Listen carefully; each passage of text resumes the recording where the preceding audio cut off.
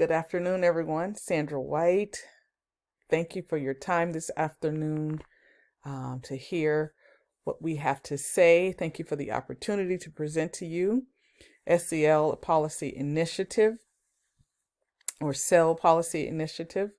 I realize that your time is valuable, so I will not prolong the time. There is also a fact sheet that will be disseminated at the end of this presentation. Let's first define SEL. When we say SEL, what are we meaning? According to Castle, SEL is the process through which all young people and adults acquire and apply the knowledge, skills, and attitudes to develop healthy identities, manage emotions, and achieve personal and collective goals, feel and show empathy for others, establish and maintain supportive relationships, and to lead to responsible decisions. Discipline is defined as the rules and strategies applied at school to manage student behavior and practices used to encourage self-discipline. I am not comparing SEL and discipline. I wanted to just break down these two concepts so that you'll understand where we're headed today. Student discipline should include and focus on SEL. SEL promotes positive behaviors that lead to academic achievement.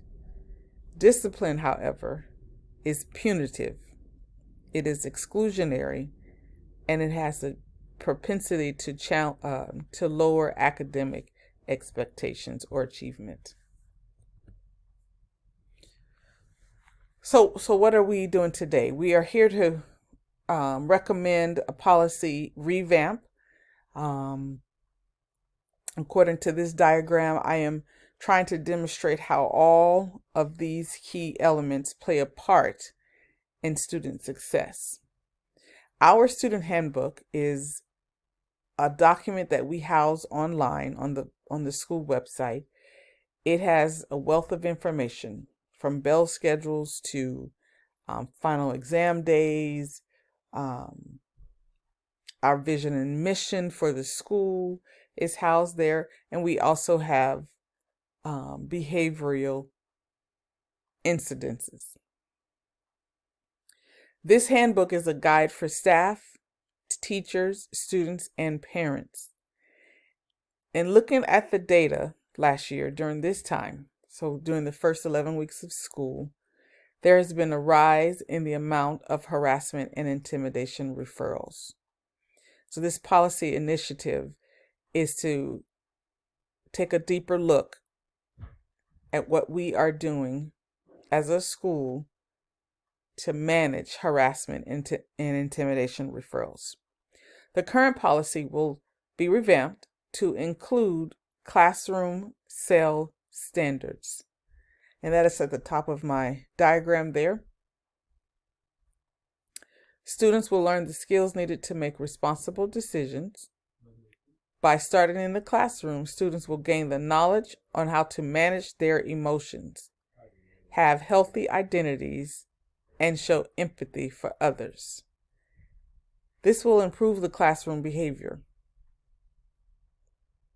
Of course, this is not 100% fixed. There will be some students that will need redirecting through teacher interventions. If that is not working still, the teacher would then refer that student to the assistant principal's office. During the teacher interventions, SEL strategies are used to redirect the students. When students arrive at the administrative offices, the administrators are also speaking the same language as the teacher in the classroom, using SEL strategies to help students improve their behavior.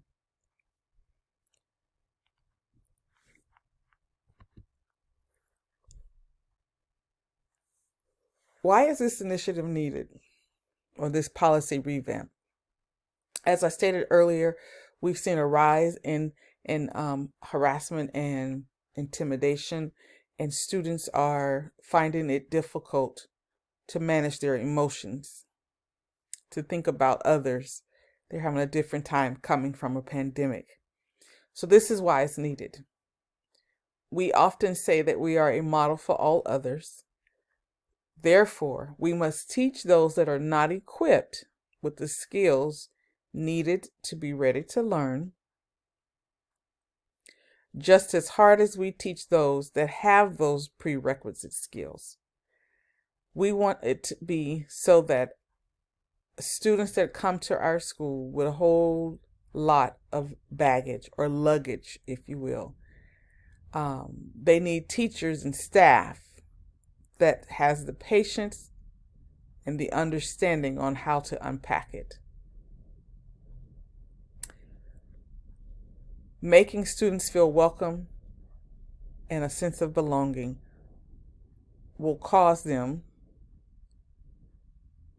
to have greater academic success, behavioral success that leads to lifelong success.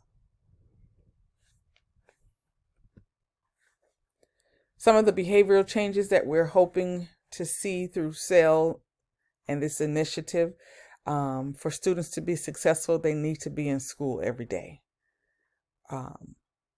They need to think about their grades and how it will affect them.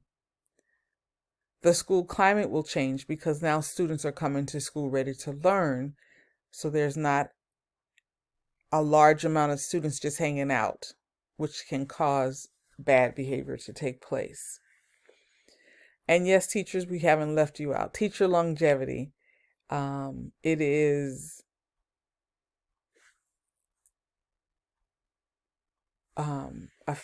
known that teachers that have a high level of SEL skills themselves will do better in the classroom because they will have established a nurturing relationship with their students.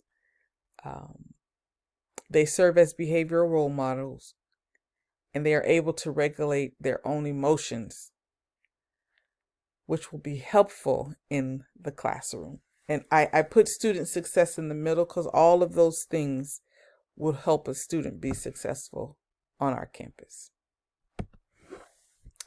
The data and results, I must say, we do realize Rome was not built in a day. This will take time. We will start the process slowly and intentionally, always using data to drive our discussions.